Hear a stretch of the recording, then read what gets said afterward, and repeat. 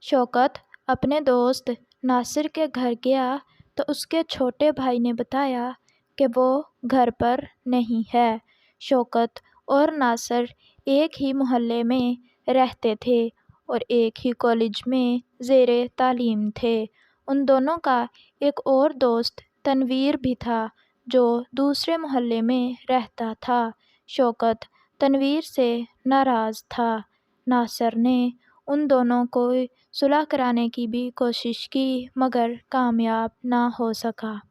واپس جاتے ہوئے شوکت کو ناصر آتا ہوا دکھائی دیا۔ ناصر نے بھی دیکھ لیا تھا۔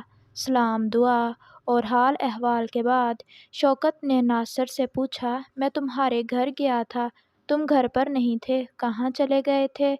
تنویر کے پاس گیا تھا، ناصر نے بتایا۔ وہ آج کل بہت پریشان ہے۔ کیوں، کیا ہوا؟ شوکت نے پوچھا۔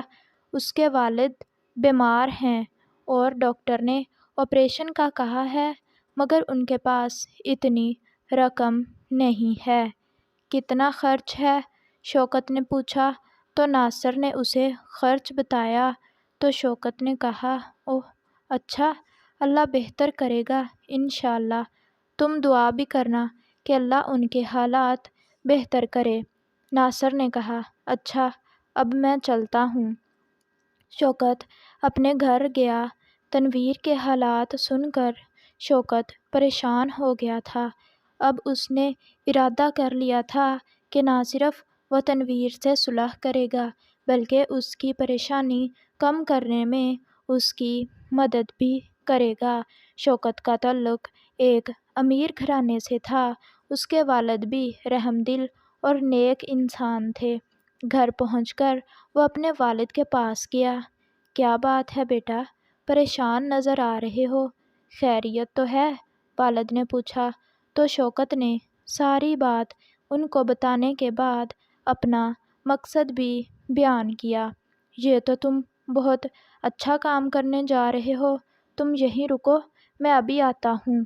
پھر وہ جب آئے تو ان کے ہاتھ میں ایک لفافہ تھا۔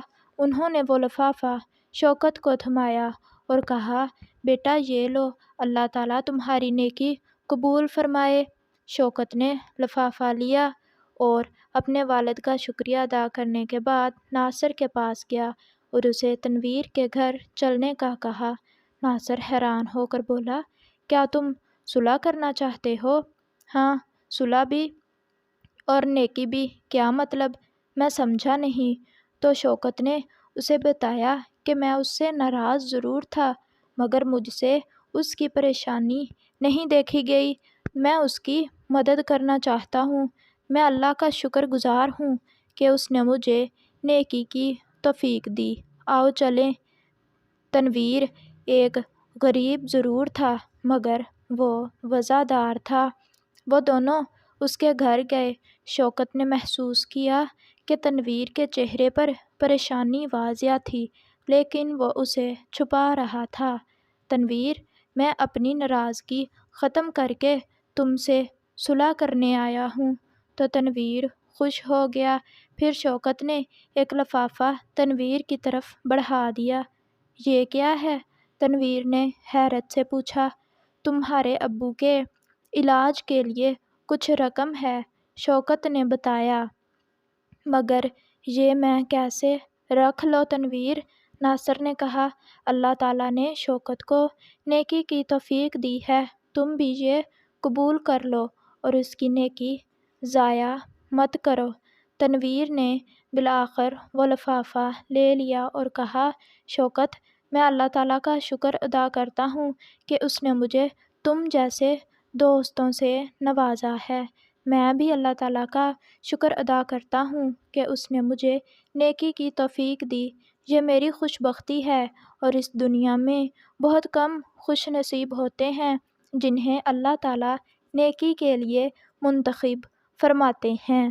تم ٹھیک کہہ رہے ہو، ناصر نے کہا اور پھر وہ دونوں اپنے گھر کی جانب روانہ ہو گئے۔ تو پیارے بچوں، اگر آپ کو ہماری یہ ویڈیو اچھی لگی ہو تو ویڈیو کو لائک کریں اور پلیز چینل کو بھی سبسکرائب کر دیا کریں۔